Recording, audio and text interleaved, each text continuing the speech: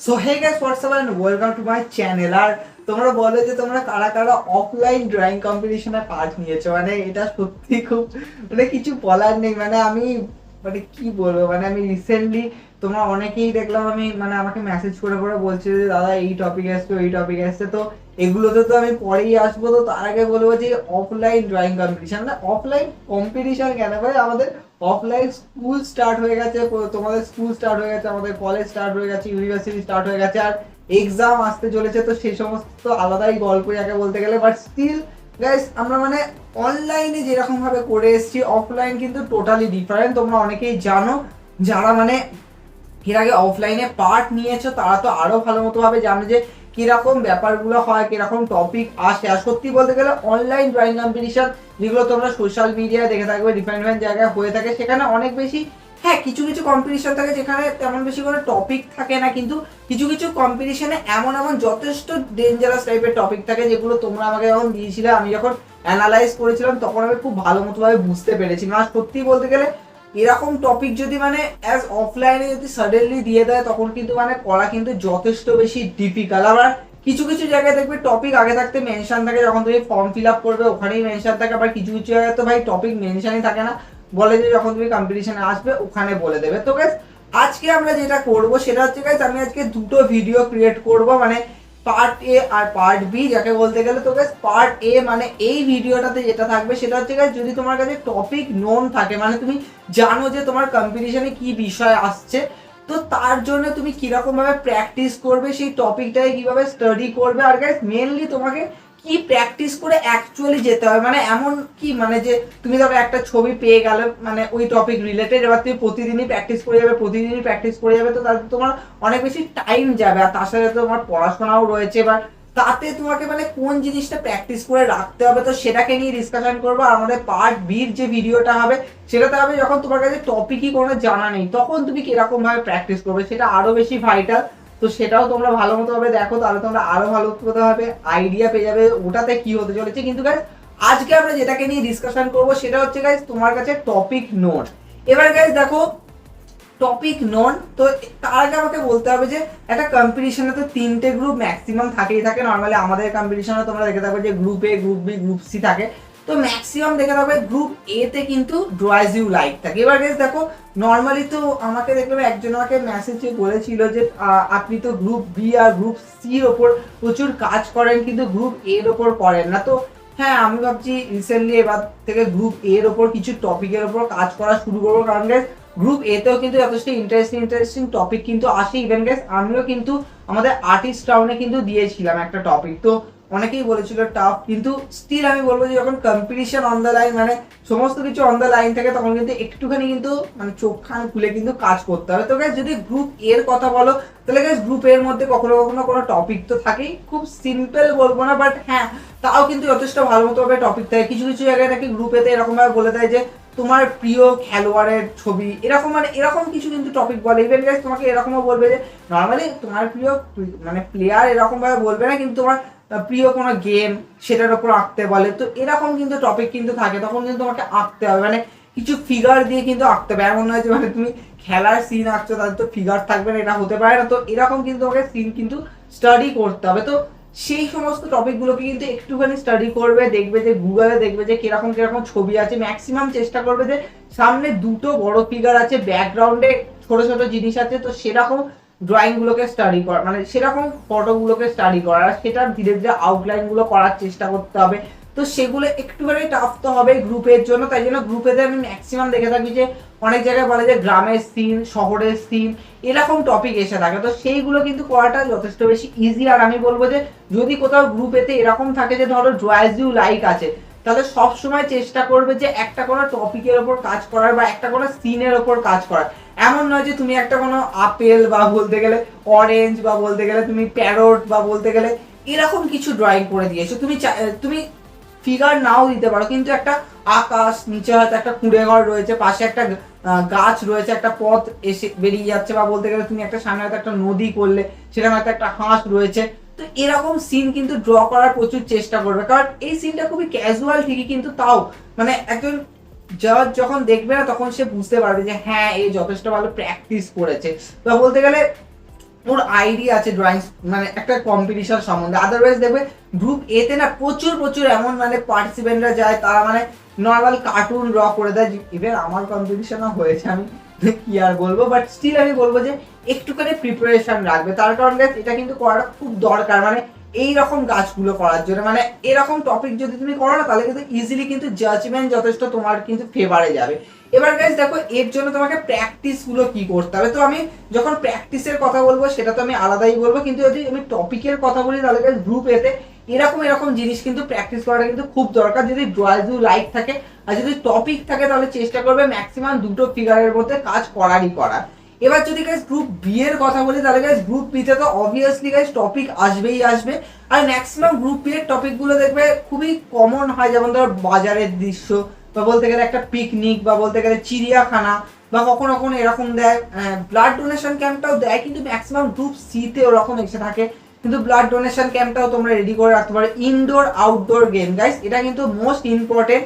এটা আমাদের সময় আসতো ইনডোর আউটডোর গেম, তো তার উপরে আমি একটা কাজ দিয়েছিলাম। যেমন ধরো ইনডোর গেমের মধ্যে যেমন চেস আছে, আর চেসটা ড্র করাটা যথেষ্ট বেশি ভালো আমার মনে হয়, কারণ ক্যারাম ট্যারাম, হ্যাঁ ক্যারামও তো অনেক বেশি কম্পিটিশন হয়, কিন্তু হ্যাঁ ইনডোর গেমের মধ্যে একটু মানে এমন ড্রয়িং করবে না যাতে ফিগার কম থাকবে, তো বলতে গেলে চারপাশে অত বেশি মানুষ থাকবে না। হ্যাঁ স্বাভাবিক ব্যাপার, থাকবে তো নিশ্চয়ই, কারণ যখন কোনো একটা গেম হয় তার পাশে প্রচুর জন লোক থাকে। কিন্তু চেস আমার মনে হয় যথেষ্ট বেশি ইজি, কারণ তুমি দুটো ফিগারের মধ্যে করে দেবে আর ব্যাকগ্রাউন্ডে কিছু ছোট ছোট ফিগার দিয়ে দেবে, যথেষ্ট বেশি ভালো হবে। তবে ক্যারামের মধ্যেও দুটো ফিগার থাকে ঠিকই, তো এরকম ভাবে কাজ করার চেষ্টা করবে। আর গাইস আউটডোরের মধ্যে ফুটবল খেলা তো তোমরা করতেই পারো, ক্রিকেট খেলা করতে পারো, তো এইগুলো কিন্তু যথেষ্ট ভালো হবে। ইভেন গাইস তোমরা টেনিস ম্যাচও খেলতে মানে কাজ করতে পারো, তাহলেও তোমার কাছে ফিগার অনেক কম পড়বে। আর ব্যাকগ্রাউন্ডে তুমি দেখিয়ে দিলে যে অডিয়েন্সের মধ্যে ফিগার রয়েছে, তো মানে অডিয়েন্সের মধ্যে ছোট ছোট ছোট ছোট মতো করে দিলে, তো সেটা কিন্তু যথেষ্ট বেশি ইন্টারেস্টিং হবে। আর গ্রুপ বি এর মধ্যে অত বেশি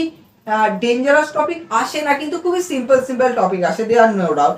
এবার গাইস যদি আমি গ্রুপ সি এর কথা বলি, তাহলে গাইস গ্রুপ সি এর মধ্যে নরমালি তোমাকে মেনশন করতে পারে যে ধরো কোনো একটা গ্রুপ সি এর মধ্যে যথেষ্ট বেশি ভাইটাল টপিক আসবে, মানে এটা আমার মাথাতে নরমাল মাথাতেও আসবে না, তখন আমাকে অনেক বেশি স্টাডি করতে হবে। ইভেন গাইস তোমরা আমাদের চ্যানেলে যদি কিছু কনসেপ্টিভ যদি তুমি কোনো টপিকের অনেক নাম পাবে, যেগুলো নরমালি গ্রুপ সি এর মধ্যে কিন্তু প্রচুর করতে দেয়।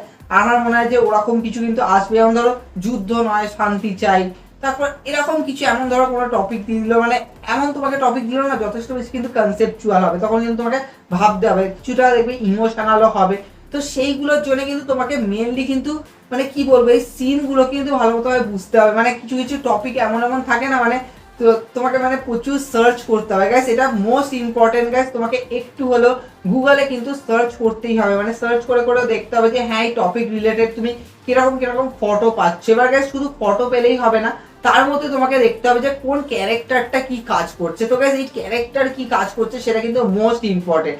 ম্যাক্সিমাম চেষ্টা করবে যে মাত্র 2 থেকে 3টে ক্যারেক্টার দেওয়া। এটা শুধুমাত্র আমি যে গ্রুপ এর জন্য তখন বলেছিলাম যে দুটো ফিগার দিতেই হবে তা নয়, গ্রুপ বি গ্রুপ সি এর জন্য কিন্তু প্রযোজ্য। ম্যাক্সিমাম চেষ্টা করবে 2 থেকে 3টে ফিগার রাখার, ম্যাক্সিমাম তুমি দুটোও দেবে। তার কারণ হচ্ছে দেখো একটা কম্পিটিশন 2 ঘন্টার হবে, তোমার তো প্রথম বোধহয় 15 মিনিট লেগেই যাবে, যদি তোমার মানে টপিকটা হয়তো তোমাকে আগে দিয়ে দিয়েছে, তুমি হয়তো প্র্যাকটিসও করেছো, কিন্তু তোমার প্রথম 15 মিনিট লাগবেই, মানে পেজ আসবে, তারপরে তোমার এই কাজটা করার, তো সেটা চারপাশে এত লোকজন রয়েছে, তো তার মধ্যে কাজটা শেষ করতে কিন্তু যথেষ্ট বেশি মানে খুবই মানে চাপের আছে। মানে তোমার বাড়িতে শেষ করা আর ওখানে বসে শেষ করা কিন্তু আলাদা। ওখানে মানে কোথায় তোমাকে বসতে দিল, পাশে আরো তোমার মানে প্রচুর জন রয়েছে, হয়তো জল টল উল্টে পড়ে গেল, তো এরকম কিন্তু প্রচুর সিচুয়েশন হয়, আমারও ফেস করতে হয়েছে। তো এটা কিন্তু মানে ইজি ব্যাপার নয় বাড়িতে করা, একটা কম্পিটিশনের মধ্যে করা। তো তার জন্য চেষ্টা করবে দুটো ফিগার রাখার, ব্যাকগ্রাউন্ডে ফিগার দেবে, যাতে তোমাকে কি বলবো বলতো, মানে তোমাকে পেজটা কিন্তু প্রচুর ভরাট রাখতে হবে।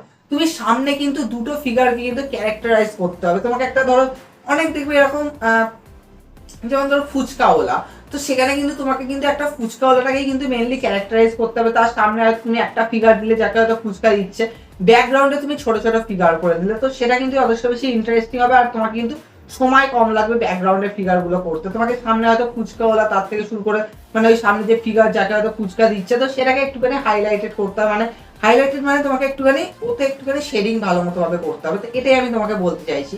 তো এইভাবে কিন্তু কাজ করে, মানে তোমাকে ফার্স্টে বুঝতে হবে যে হ্যাঁ আমাকে একটা টপিক দিল, মানে তোমাকে ক্যারেক্টারটা ফার্স্টে বুঝতে হবে। তো তোমার কাছে যখন নোন টপিক আসবে তখন তুমি খুব ইজিলি কিন্তু ক্যারেক্টারাইজ করাটা কিন্তু তোমার কাছে কিন্তু সময়টা প্রচুর বেশি হবে। কারণ তুমি একটা কম্পিটিশন নর্মালি যখন ফর্ম ফিল আপ শুরু হয় তার 10 থেকে 14 দিন পরে কম্পিটিশনটা হয়ে থাকে। তো সেক্ষেত্রে কিন্তু তোমার ক্ষেত্রে ইজি হবে যে হ্যাঁ আমি একটুখানি ক্যারেক্টারাইজটা ভালো মতো ভাবে করে নিই, যে হ্যাঁ এই টপিকটা আছে, আমাকে এরকম এরকম ফিগার রাখতে হবে। আর গাইজ ক্যারেক্টার তুমি কোথা থেকে পাবে? তো তার জন্য তুমি নেটে সার্চ করতে পারো। এবার গাইজ সত্যি বলতে তো নেটে যখন তুমি সার্চ করবে তখন তুমি দেখতে পাবে ম্যাক্সিমাম তুমি রিয়েল ফটোগ্রাফ পাবে, মানে ফটো পাবে। এবার গাইজ তোমরা জানোই যে আমি যখন টপিক অবজারভেশন অ্যান্ড স্টাডির যে পার্টটা স্টার্ট করেছি ওখানে তোমরা দেখেছো যে মানে সত্যি সত্যি একটা সামনে মানে একটা সিনের মধ্যে কত ফিগার থাকে। এবার গাইজ যদি তুমি ওইভাবে যদি প্র্যাকটিস করতে থাকো না তাহলে তোমার মানে কম্পিটিশনও তোমার শেষ হবে না। মানে ওতে এত বেশি ফিগার থাকে, তোমাকে কিন্তু মেনলি ওখান থেকে কিন্তু এই দুটো ফিগার কিন্তু তুলতে হবে। আর ব্যাকগ্রাউন্ডটা তোমাকে নিজের মতো করে করতে হবে, কারণ গাইজ তোমাকে সময় কম থাকবে কিন্তু, মানে 2 ঘন্টাটাও কিন্তু তোমার কাছে যথেষ্টই কম সময়। মানে বাড়িতে হয়তো প্রচুর সময় মনে হবে কিন্তু এই কম্পিটিশনের মধ্যে কিন্তু 2 ঘন্টা কখন কেটে যাবে তুমি বুঝতে পারবে না। তাই জন্য কিন্তু তোমাকে ক্যারেক্টারাইজ করাটা কিন্তু খুব দরকার, খুব দরকার। তাই জন্য আমি বলবো যে তোমার যে গ্রুপই হোক না কেন, গ্রুপ এরা তো প্রচুর ছোট, আমি তাদের বাবা মাদেরকে বলবো যে তারা চেষ্টা করবেন যে অ্যাটলিস্ট একটা ছবি নেট থেকে তোলা। এমন নয় যে ড্রয়িং ছবি তুললেন, কারণ ড্রয়িং ছবির মধ্যেও কিন্তু অনেক কিছু দেখবে যে অনেক ডিফারেন্ট ডিফারেন্ট জিনিস থাকে। হ্যাঁ ওতেও তুমি ভালো আইডিয়া পাবে, কিন্তু চেষ্টা করবে যে একটা নর্মাল ফটোগ্রাফটা তোলা আর সেখান দিয়ে জাস্ট মেন ক্যারেক্টারটাকে তুলে আনা। মানে ওখানে যে দুটো ফিগার রয়েছে, আমাদের একজন ফুটবল খেলছে, সে ফুটবলটাকে কিভাবে নিয়ে যাচ্ছে পায়ে করে, তো সেই ফিগারটাকে জাস্ট তুলে নাও।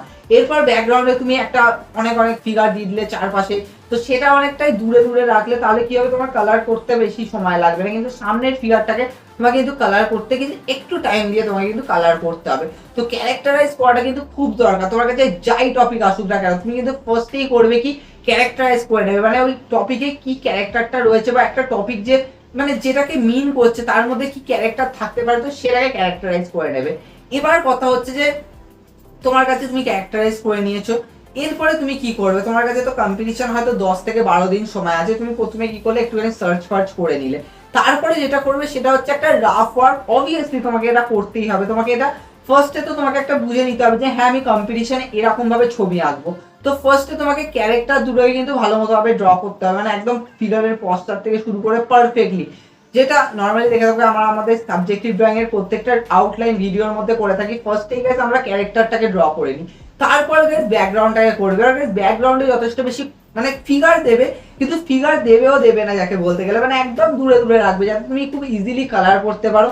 আর গাইস ওভারঅল সিনারিওটাকে ভালো মতো ভাবে করার চেষ্টা করো। প্রচুর জন আমি দেখি যে ধরো কোনো একটা ছবি এঁকেছে তাতে একটা শহরের দৃশ্য করেছে। এবার গাইস দেখো শহর মানে কিন্তু বাড়ি হবে, তার সামনে আরো তোমার ছোট ছোট বাড়ি থাকবে, গাছ থাকবে, প্রচুর ফিগার থাকবে। গাইস ফিগার গুলো কিন্তু ভালো মতো ভাবে মেনটেন করতে হবে। গাইস আমাদের যে কোনো সাবজেক্টিভ ড্রয়িং এর মধ্যে দেখলেই তোমরা বুঝতে পারবে যে ফিগার গুলোকে সামনে তুমি সামনে একটা বড় ফিগার রাখলে পেছনে ছোট ছোট করে করলে কি হবে, বাকি জায়গাগুলো কিন্তু ইজিলি গার্ড পড়ে যাবে। এবার গাইস তুমি মানে বাড়িগুলো করলে, তো এইভাবে কিন্তু তোমাকে একটুখানি কিন্তু রিয়েল ভাবে কিন্তু করতে হবে। এমন না যে যথেষ্ট বেশি কার্টুনিক যেন না লাগে, কারণ আমি প্রচুর জনে দেখেছি গ্রুপ বিতে অনেকে দেখলাম পার্ট নেয়, তারা মানে বাড়ি ফাড়ি গুলোকে করে দেয়, সামনে ফিগার গুলো এত দূরে রয়েছে, বাড়িটা এত মানে দূরে রয়েছে, মানে দুটোর মধ্যে লং ডিস্টেন্স।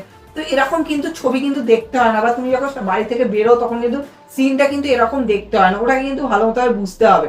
তাই জন্য তুমি যখন মানে টপিক পেয়ে গেছো, ক্যারেক্টারাইজ করে নিয়েছো, এরপরে কিন্তু তোমাকে কিন্তু একটা ওয়ার্ক কিন্তু রেডি করতে হবে। এবার গাইস দেখো এই ওয়ার্কটা যখন রেডি করবে না, এটাতে এমন নয় যে তোমাকে 2 ঘন্টার মধ্যে শেষ করতে হবে। এই ওয়ার্কটা একটু টাইম দিয়ে করবে গাইস। প্রত্যেকটা জায়গা হালকা ফুলকা কালার করে করে কিন্তু কাজটা করবে, মানে সামনের ক্যারেক্টারটাকে মানে ভালো মতো ভাবে শেড দেওয়া থেকে শুরু করে সমস্ত কিছু। তাহলে কি হবে, তুমি ওইটা দেখে কিন্তু যখন কম্পিটিশনের জন্য প্র্যাকটিস করবে তখন তোমার আইডিয়া এসে যাবে যে হ্যাঁ আমি এখানে এই এই কালার গুলো করেছি, তাহলে তোমার মাথাতেও ঢুকে যাবে। তো এটা কিন্তু করাটা কিন্তু খুব দরকার। এবার গাইস হয়ে গেল, তোমার টপিক পেয়ে গেছো, ক্যারেক্টারাইজ করে নিয়েছো, এবার তুমি একটা ওভারঅল কাঠামো ক্রিয়েট করে তুমি বুঝে গেছো যে হ্যাঁ আমাকে এই টপিকটাই আঁকতে হবে। এবার দেখো কিছু কিছু টপিক থেকে যেগুলো তোমরা, আমি জানি তোমরা প্রচুর ড্রয়িং বুক ফলো করো, তো সেই ড্রয়িং বুকে পেয়ে গেলে, তো সেক্ষেত্রে কি হবে, তুমি ওই ড্রয়িং বুক থেকে ওই ড্রয়িংটাকে একবার এঁকে নাও, সেটা তোমার ক্ষেত্রে খুব ভালো হবে। ইনকে কালারটা করে নাও, তো সেটা তোমার ক্ষেত্রে খুব ভালো হবে যে হ্যাঁ তুমি একবার তোমার আইডিয়াটা হয়ে গেল, তোমার একবার স্টাডি হয়ে গেল।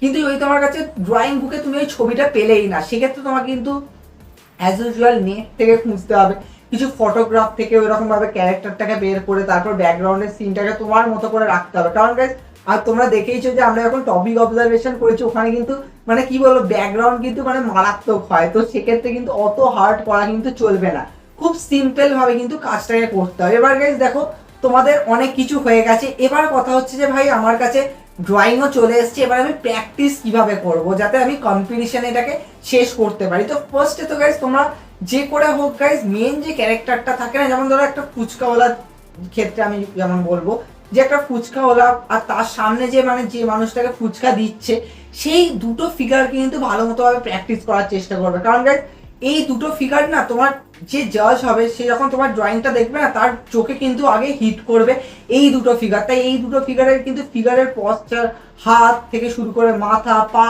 প্রপারলি কিন্তু করার চেষ্টা করবে, মানে একদম যেন নিখুঁত হয়। মানে আমি কালারের দিক দিয়ে বলছি না, মানে আউটলাইনটা মানে হাতটা যেন মোটা সরু পাতলা না হয়ে যায়। হ্যাঁ কেউ রোগা থাকলে সেটা তো আলাদা ব্যাপার, কিন্তু হ্যাঁ ওভারঅল পশ্চার কিন্তু পারফেক্টলি করার চেষ্টা করবে, কিন্তু এটা কিন্তু খুব দরকার। অ্যাটলিস্ট চেষ্টা করে প্রথমে একবার তুমি ওটাকে একবার দেখে করলে, তারপরে আরেকবার তুমি ওটাকে দেখে করলে, তারপরে দুবার না দেখে করার চেষ্টা করবে, দেখবে ইজিলি কিন্তু চলে আসবে। মানে তুমি দুবার যখন দেখে দেখে করবে না তারপরে কিন্তু দুবার কিন্তু ইজিলি কিন্তু না দেখে হয়ে যাবে।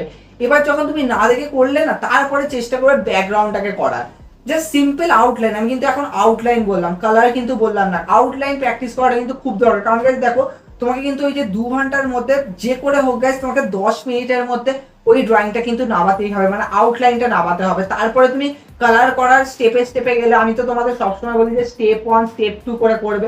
ফার্স্টে লাইট কালারিং দিয়ে দেবে, তারপর ডার্ক কালারিং দেবে, তো এটা করলে কিন্তু যথেষ্ট বেশি কিন্তু ইজি হবে গাইস।